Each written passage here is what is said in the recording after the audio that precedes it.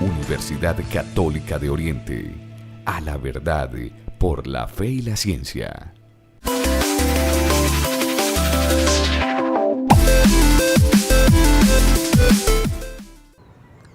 Hola, bienvenidos a Diálogo Abierto, un espacio para la reflexión, para el debate y evidentemente para la academia. Abrimos este nuevo espacio que estará proponiendo varios temas transversales a través de la Universidad Católica de Oriente, un espacio que va a estar usted pudiéndolo compartir y ver a través de nuestro canal en YouTube, a través de nuestro canal en la Universidad Católica de Oriente y evidentemente por la emisora Sin Igual 93.3. Hoy un tema interesantísimo, hoy un tema donde muchos estamos llamados a la reflexión, evidentemente a la lectura. Me encuentro con Frei Narváez, bibliotecólogo de la Universidad de La Salle y magíster de la Universidad Pontificia Bolivariana. Frei, cordial saludo, muy buenos días. Gracias, Fausto, por invitarme. Entremos en materia. Su perfil en la Universidad Católica de Oriente es dirigido a la lectura, a la corrección de estilo, al trabajo dedicado que deben hacer algunos doctores y especialistas para que los estudiantes, evidentemente para que algunos otros docentes puedan utilizar los libros como método de investigación y de consulta. ¿Qué hace actualmente la universidad en torno a todo este trabajo? Bueno, mi perfil precisamente es el de jefe del fondo editorial de la Universidad Católica de Oriente, y el fondo editorial es, digamos, la unidad o la dependencia de la universidad que se encarga de todo el proceso de producción de libros. Es decir, desde que llega un docente o un grupo de docentes con estudiantes, es decir, hay variedades, llegan con un manuscrito a mi oficina y me dicen: Frei, tenemos este manuscrito que es resultado de una investigación, lo hemos estado trabajando por un año, por 2 años, y queremos convertirlo en libro. A partir de ahí comienza mi trabajo. Mi trabajo es que ese libro surta, digamos, un proceso que garantice que se convierta en un libro de buena calidad, que sea visible al público, y cuando hablo de público me refiero al de la Universidad Católica de Oriente y también a nuestros pares en otras universidades, es decir, estudiantes y docentes que puedan estar interesados en el tema del libro que estamos produciendo. ¿El fondo editorial hace cuánto fue constituido? ¿De dónde nace la idea? Me imagino, o evidentemente debe ser sobre una necesidad que se planteó. ¿Hace cuánto se hace y se crea este proceso? El fondo editorial nació en el año 2012, cuando el Consejo Directivo expidió un acuerdo que dio, o que marca el nacimiento, mejor, la aparición del fondo editorial como dependencia de esta institución. La necesidad realmente fue las políticas nacionales sobre el tema de producción de libros resultado de investigación, todo esto apalancado por Colciencias, que exigió a las instituciones de educación superior que debían dar a conocer todos sus resultados de investigación a través del libro producto de investigación, que es el nombre, digamos, técnico, el libro resultado de investigación, y para eso se exigió que todas las instituciones tuvieran un fondo editorial o una dependencia que se encargara precisamente de sacar adelante los proyectos editoriales e investigativos de la universidad. Bien, quiero llevarlo otra vez a la anterior pregunta, y es: un docente, un doctor, hablemos de ese trabajo que se debe realizar para poder con la consecución de un libro. ¿Qué es lo que ustedes revisan? ¿Cuál es la metodología de trabajo? ¿Por dónde ustedes obviamente perfilan el libro? ¿Tiene algunos estándares de calidad, incluyendo temas, digamos, desde Colciencias que se deben revisar a la hora de hacer una publicación? Efectivamente, bueno, hay varias maneras de que se dé a luz un libro o se dé la idea de un libro.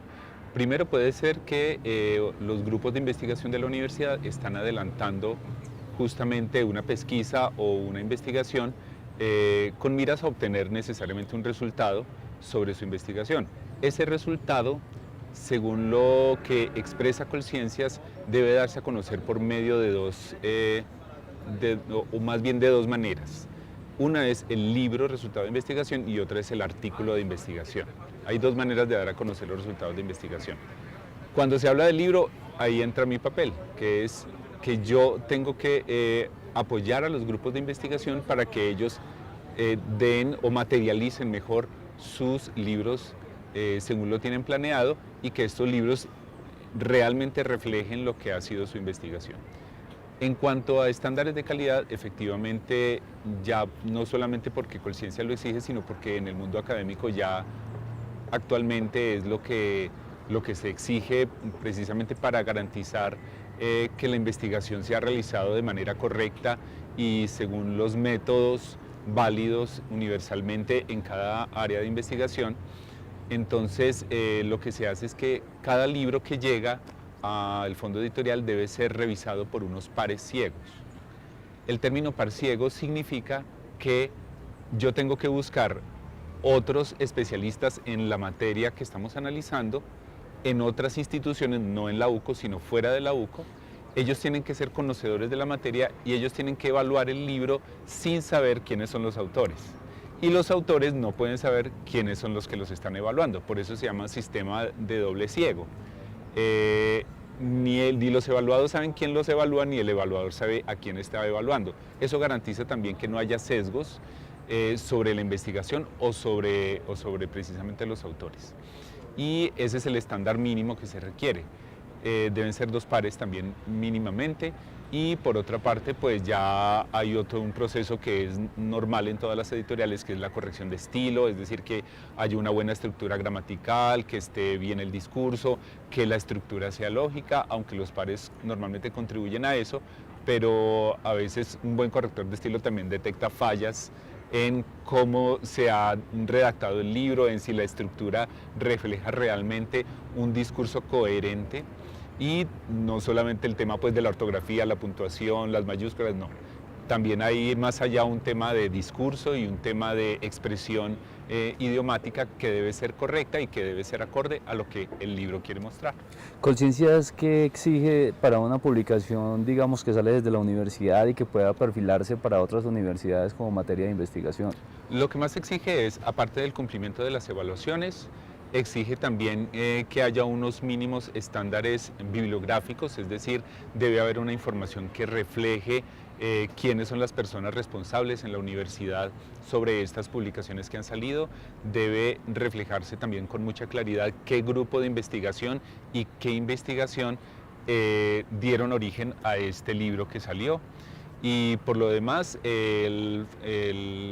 Colciencias nos exige a todas las universidades que el fondo editorial tiene que tener claramente unas normas de funcionamiento, es decir, lo que llamamos un reglamento, ese es el término pues, que se usa, un reglamento de procesos y un manual de procedimientos muy claro sobre cómo se hace el procedimiento dentro de la universidad, y Colciencias se fija mucho como en estos datos también para validar todo lo que nosotros hacemos desde el punto de vista editorial. En la evolución de la educación y evidentemente de las investigaciones,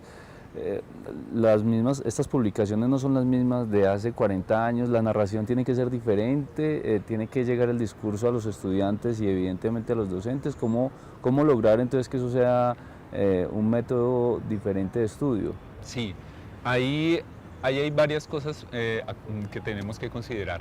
Primero, el lenguaje obviamente ya no es el mismo de hace 40 años, sobre todo porque ahora estamos en un mundo inmerso en la tecnología. Solamente analizando algunos temas en días pasados me di cuenta de que hay palabras que hace 15 o 20 años no existían y hoy las usamos todos los días, sobre todo ligados a la tecnología. Por ejemplo, el tema de la ecocrítica, el tema del medioambiental ha modificado su lenguaje en los últimos 20 años de una manera abismal en nuestro país particularmente, especialmente porque somos muy sensibles a este tema, también al tema de protección de los niños, al tema de equidad de género. Hay unos temas que se han metido mucho en nuestro discurso moderno que hace 15, 20 años no existían, mucho menos hace 40 años. En cuanto, digamos, ya al tema del conflicto armado, es un tema que, aunque uno no quiera, está permeándolo todo. Entonces, ahora se habla, por ejemplo, de ecoturismo, es un tema que está muy de moda, pero hace 15, 20 años no se hablaba de ecoturismo por la situación de seguridad, de la seguridad pues en todos los ámbitos de nuestra sociedad. Hay temas que han ido surgiendo precisamente porque han cambiado las condiciones, otras porque la ciencia misma ha evolucionado. Una de las inquietudes que tiene actualmente todo editor es la competencia entre libros y entre el libro impreso y el libro electrónico. Eso es una cosa que también lo inquieta mucho. Eso quería preguntarle. Precisamente porque el lenguaje ha cambiado, entonces los jóvenes, y no solo los jóvenes, docentes, personas mayores, también todo el tiempo ya están con el celular en la mano, prefieren el portátil, prefieren una tableta antes que usar el libro impreso, empezando porque en Colombia el nivel de lectura sigue siendo muy bajo. Entonces uno tiene como que tratar de explotar. Hemos tratado, explotar, quiero decir, de explotar todas las posibilidades. En este momento estamos planteando sacar más libros electrónicos y hacerlos rotar en la internet, y esto debido precisamente a que por internet es mucho más fácil comercializar un libro a nivel global que a nivel local, con un libro impreso. Un libro impreso, si yo quiero que me lo lea alguien que está en Australia, pues se lo tengo que enviar por correo postal. En cambio, un libro electrónico se lo mando por correo electrónico y en 5 segundos lo tienen en su buzón. Entonces son desafíos actuales también. En el tema de derechos de autor, del que el publicante recibe los mismos derechos, hay una restricción a nivel virtual, la universidad también se cura en algunos momentos, porque pues obviamente la internet es un mundo, pero uno cómo puede, digamos, regular ese proceso. Ahora actualmente las universidades han echado mano de todas las herramientas disponibles. Primero está la ley. La ley colombiana protege los derechos de autor. La universidad obviamente no, pues está sujeta a eso porque nosotros somos sujetos de derechos de autor y también somos personas que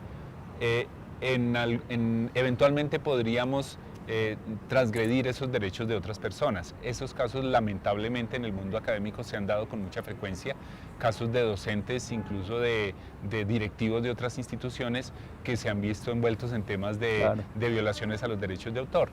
Entonces ahí es donde vienen las herramientas tecnológicas. Por ejemplo, tenemos una plataforma que se llama Turnitin, que es una plataforma internacional. ¿Esa la está también trabajando la universidad? Esa la tiene la universidad, no solo el fondo editorial, sino todos los docentes tienen acceso a esa plataforma y les permite someter a escrutinio del sistema cualquier texto que presenten estudiantes o docentes. Entonces, Turnitin lo que hace es analizar el texto y ver si hay coincidencias con cualquier otro texto en la web o con textos que ellos tengan ya guardados en sus bases de datos.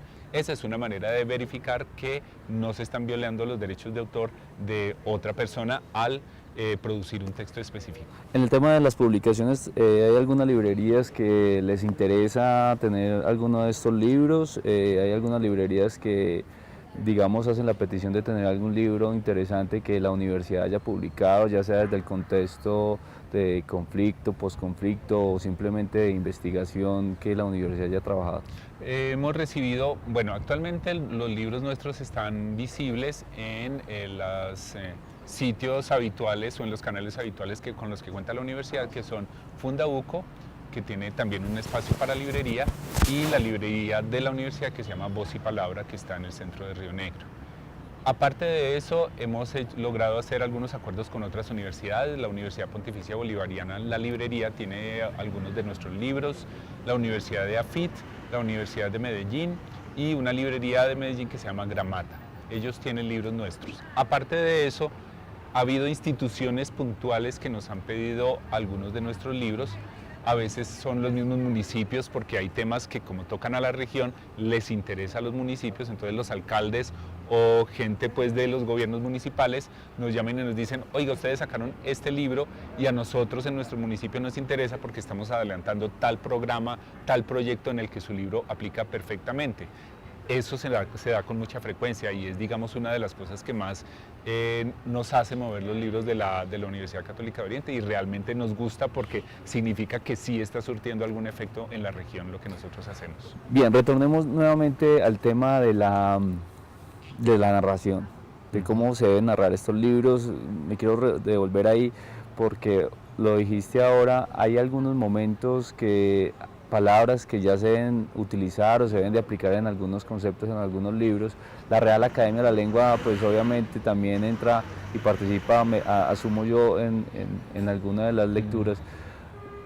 ¿Qué se está diciendo de nuevo que la gente lo está utilizando ya y que no se utilizaba antes? Algunos 2 o 3 ejemplos claros. Uy, eso es un poco complicado porque no tengo, digamos, muy detectado que se esté reutilizando el lenguaje que haya caído. Más bien, lo que sí sé es que todos los días hay neologismos, más bien eso lo podría decir. Neologismos son palabras que se van acuñando a diario precisamente porque los tiempos cambian. En ese sentido es más fácil que decaiga cierto uso de las palabras a que haya palabras nuevas. De hecho, en la última edición del diccionario de la Academia, que es del año antepasado, supe que desaparecieron alrededor de unas 30 palabras que ya por el uso anticuado ya nadie las menciona. Entonces realmente sí es un poco más lo que se pierde que lo que se crea. ¿Tenemos ejemplo de alguna? Sí, hay una palabra que todavía a la gente le causa mucha gracia porque a nosotros ya no nos suena muy bien, pero se utilizaba hasta el siglo XIV, se utilizó, que era la palabra huevos. Huevos no con H y con V, sino sin H y con V larga, huevos. Ese huevo significa necesidad. Entonces en el siglo XIII se decía huevos me es, necesito tal cosa, huevos me es tal cosa. Entonces es un término que se utilizó hasta el siglo XIII o XIV y que ya en los últimos 600 años no se volvió a utilizar más, pero aparecía en el diccionario. Entonces la Academia, que dijo, pues ya nadie usa esto hoy, ni siquiera en sitios pues en las campiñas de Castilla ya nadie usa esto, entonces quitémoslo porque esto ya es para la historia. Ese es un ejemplo de lo que yo podría decir que ya no se usa. Y un ejemplo de una palabra que se esté utilizando, incluso se sobreutiliza en algunos libros, que la gente pueda decir, pero ¿por qué todo lo tienen que manifestar sobre esta palabra? Bueno, hay malos usos realmente. Uno podría decir 3 o 4 palabras que la gente usa como una muletilla en sus discursos. Por ejemplo, El desde. Desde es una preposición. Se utiliza cuando usted está hablando de un desplazamiento. Voy desde este lugar hasta este lugar. O también cuando hay digamos una cuestión temporal que también significa como un desplazamiento en el tiempo. Desde el 1 de mayo al 15 de julio, por dar este ejemplo. Sin embargo, la gente ahora lo usa para todo. Lo hicimos desde mi oficina. No lo hicieron desde su oficina, lo hicieron en su oficina. Desde tal departamento hemos lanzado, no desde tal departamento lanzó esta idea. Entonces se usa mucho como una muletilla. Hay obviamente también los neologismos que se están usando más actualmente, por ejemplo, en el tema de economía incluso y del mundo de los sistemas de información, el Bitcoin. Bitcoin es una palabra de moda, tanto que ya la Academia lo está utilizando y lo está recomendando de una manera castellanizada. Hay otras palabras, neologismos, por ejemplo, ranking. La Academia decidió que mejor no la escribamos al estilo inglés, R-A-N-K-I-N-G, sino lo castellanicemos. Entonces lo escribimos con Q y con N al final y ya, nada más. Entonces esas son cosas que se van metiendo porque cada vez o se utilizan con mucha frecuencia o se utilizan abundantemente. Y la mejor manera es castellanizarlas, como ha sucedido con docenas de palabras ya en el pasado. Bien, eso a mí me genera una duda que se la quiero preguntar. La gente, los jóvenes están estudiando ese tema de la lectura, de las palabras, de la filología. ¿Es necesario que lo estudien para que haya evidentemente personas especializadas a la hora de revisar estas publicaciones? Ciertamente. Los jóvenes, como es bien sabido en el mundo académico, nuestro primario y nuestro bachillerato son muy débiles actualmente en el tema de lectoescritura. Entonces los jóvenes cuando llegan a nivel universitario se enfrentan con un mundo en el que no están familiarizados con el tema de la comprensión de la lectura, con el tema de la gramática, de la ortografía, de la redacción, porque vienen muy débiles desde primaria y bachillerato en eso. La universidad ha tratado de proponer, o varias dependencias aquí en la universidad hemos tratado de proponer mecanismos para que los jóvenes se actualicen en todo esto y fortalezcan sus competencias. En primer lugar, hay unas clases de lectoescritura que se dan en todas las carreras. Por otra parte, hemos planeado, el año pasado lo hicimos, un concurso de cuento que lo organizamos entre la Oficina de Biblioteca, el Programa de Comunicaciones y el Fondo Editorial, y realmente la respuesta de los jóvenes nos dio a entender que a los jóvenes sí les interesa la escritura, sí les interesa el lenguaje, lo que pasa es que no se les ha enseñado a quererlo. Obviamente uno ve que hay jóvenes a los que les encanta, lo hacen muy bien, manejan muy bien el lenguaje, pero hay muchas debilidades y uno quisiera como ofrecerles más herramientas a los jóvenes para que puedan mejorar todas estas habilidades lingüísticas. Muy bien, volvamos al fondo editorial. ¿Cuántas publicaciones en estos años? ¿Qué clase de publicaciones cuenta la universidad y que la gente, digamos, no las conoce y que las puede utilizar en algunos momentos? Háblenos un poquitico frente a ese proceso educativo y pedagógico que se ha realizado con estos libros. Sí, antes que nada debo decir que yo había mencionado que el Fondo Editorial nació en el 2012, pero no significa que la universidad no haya hecho libros antes. La universidad lleva 36 años haciendo libros, puntualmente para situaciones o cuestiones pues, educativas propias del pensum de acá de la universidad o para actividades de investigación en la región. El Fondo Editorial, cuando nació en el 2012, ya encontró un repertorio de publicaciones que ya había hecho la universidad y después de eso trató de organizarlas ajustándose a lo de Colciencias. A partir de ahí hemos sacado alrededor de una treintena de publicaciones, es decir, unos 30 libros han salido desde la aparición del Fondo Editorial. En este momento llevamos un ritmo anual de más o menos unos 9 a 10 títulos y esperamos poderlo superar.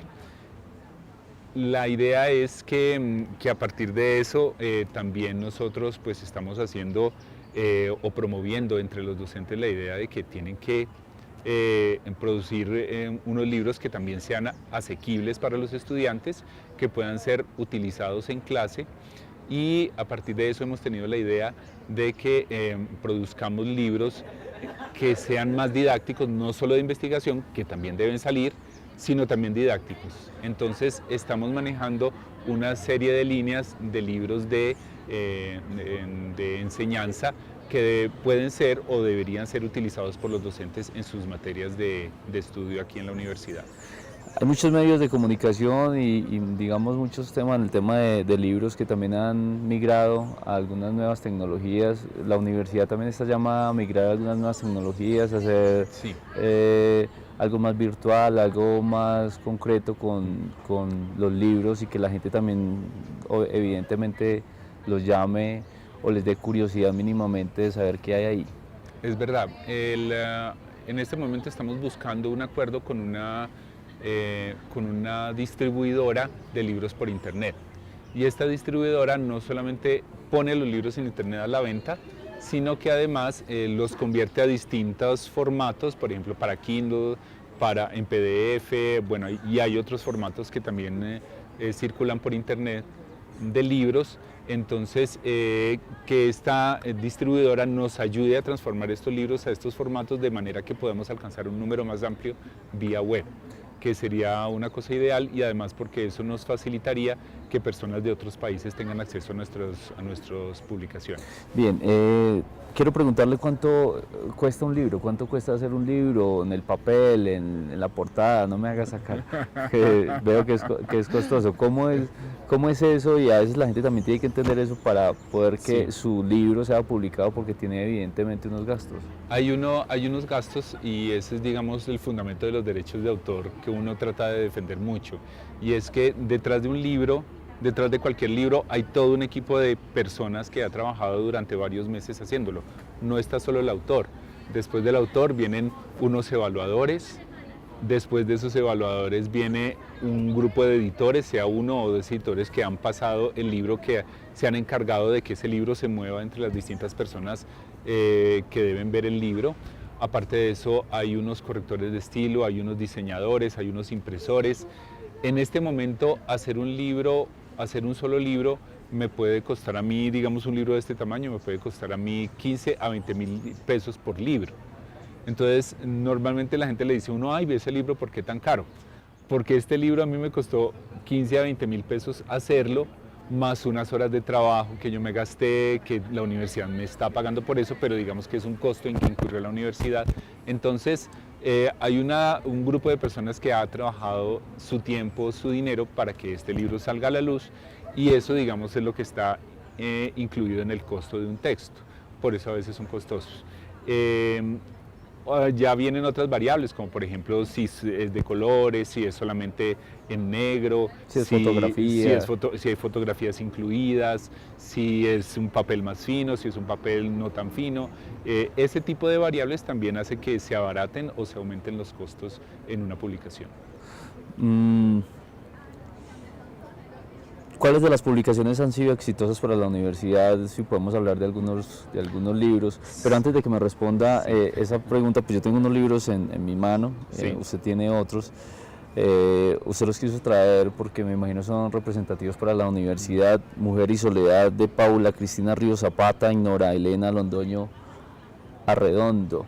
Una publicación que habla sobre la soledad de la mujer. No sé si está hablando de la equidad de género, sino sobre una investigación de la soledad de la mujer en todos los estratos sociales y cómo ese es el Sí. proceso de eso. Esta fue una investigación larga que adelantaron las doctoras Paula Cristina Ríos y Nora Elena Londoño. Paula es de acá de la universidad, es docente de psicología, y la doctora Nora Elena es docente de la Universidad San Buenaventura. Ellas se dieron a la tarea de investigar a qué se enfrentan las mujeres que no tienen una pareja estable y que están en situación de soledad, en edades promedio, digamos entre los 25 y los 35 a 40 años, y lo hicieron en el Valle de Aburrá y en el Valle de San Nicolás con algunas personas. Entonces ellas adelantaron durante varios meses esta investigación y el resultado es lo que aparece en este libro. ¿Qué vieron en estas mujeres en su manera de enfrentar la soledad, con otras amistades, con su familia, sus relaciones interpersonales? Realmente es una exploración muy interesante sobre esta situación. Bien, aquí hay otro ejemplo de libro, Desarrollo y Territorio, Humanidad es para la paz, ¿cierto? También un docente de acá de la universidad, sí. Carlos Andrés Arango, editor académico, estuvo en la edición sí. académica del libro.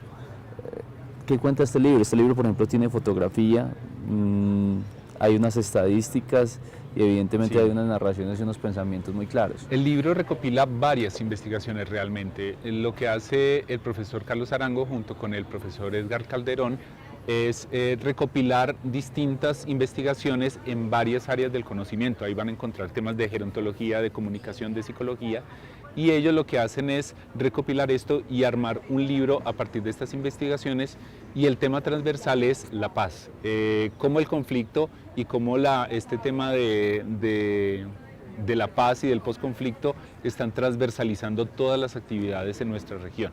Entonces, ese libro lo que hace es reflejar desde varios puntos de vista profesionales cómo se puede enfrentar el tema del posconflicto. Muy bien. Ahora sí, retornemos a la pregunta que le hice. ¿Qué publicaciones han sido exitosas? Que la gente o las universidades dice, hombre, o sea, esto fue un hit para la universidad y fue un golpe interesante de opinión o académico. Hay efectivamente varios libros que nos han dado mucha satisfacción desde ese punto de vista. El primero es uno que es el que digo en todos los ámbitos que ha sido nuestro superventas, nuestro bestseller, que se llama 15 lecciones sobre familia. Ha sido muy exitoso en el sentido de que es un libro que de manera muy básica les presenta a los estudiantes los modelos de familia para las clases, precisamente los que toman la clase de familia. Entonces el libro realmente ha sido muy popular entre los estudiantes por eso, porque los profesores les dicen, mire, aquí les explicamos esto, entonces los estudiantes lo adquieren y nos ha ido muy bien con ese libro. Otro libro que ha sido muy exitoso es el de Flora del Oriente Antioqueño, no lo traje en este momento, del profesor Mario Quijano. Realmente el profesor Mario Quijano también hizo una edición académica, es decir, él hizo su propio artículo o su propio capítulo, pero compiló lo que hicieron otros investigadores en otras instituciones, entre ellos el Jardín Botánico de Medellín, la Universidad de Antioquia, y ahí lo que hace es mostrar distintos aspectos de la flora del Oriente Antioqueño. Fue un libro muy solicitado, se agotó muy rápido y estamos manejando la manera, es un libro que hicimos en coedición con la Asociación Colombiana de Ciencias Exactas, Físicas y Naturales. Este libro estamos buscando la manera de reeditarlo porque realmente ha sido un libro que ha muy solicitado por muchas personas en distintas instituciones. Muy bien, tiene usted unos libros en la mano, ya rápidamente para terminar, ¿de cuál podemos hablar? Podemos hablar, por ejemplo, de este muy básico que se llama Introducción a la Ciencia, del profesor Mauricio Wilches, del área de Ingenierías. Es un libro básico precisamente para introducirse en este mundo del método científico, de la ciencia, un poco también de historia del conocimiento científico. Es precisamente como para iniciarse. Otro que tengo aquí a la mano, voy a hablar de este que es del profesor Jaime Arbey Ateortúa. Jaime Arbey en este momento está terminando su doctorado en Ciencias Sociales y ha regresado a la universidad como docente de tiempo completo. Él produjo este libro, Aproximación Pragmalingüística al Análisis Literario. Tiene un nombre aparentemente complicado, pero realmente es un libro muy didáctico sobre el tema de lectoescritura. Es muy bueno para utilizar en clase también. ¿Qué no se ha escrito y qué debe escribirse y qué debe quedar registrado en los libros? Yo digo que debe escribirse más sobre nuestras tradiciones regionales. Es algo que debería escribirse un poco más y no se ha hecho. Está perdido, digamos, en la bruma de la historia todo lo que ha sido nuestro folclore, lo que ha sido nuestra literatura regional, todas estas personas que han trabajado por la política, por la historia de la región. Eso está realmente un poco perdido y debería escribirse un poco más sobre eso. La gente de dónde los puede ubicar, invitación obviamente a que vayan a la biblioteca, que se introduzcan en los libros, para que evidentemente quedemos como con una invitación abierta. El fondo editorial está ubicado justamente en el edificio de la ciencia, un piso abajo de la biblioteca. Ahí están nuestras oficinas, pueden encontrarnos ahí. Y la invitación es a acercarse precisamente a los libros y a tratar de dar a conocer todas esas ideas que de pronto tenemos y no nos atrevemos a poner en el papel. A veces escribir puede ser aparentemente puede ser difícil, pero el problema es arrancar.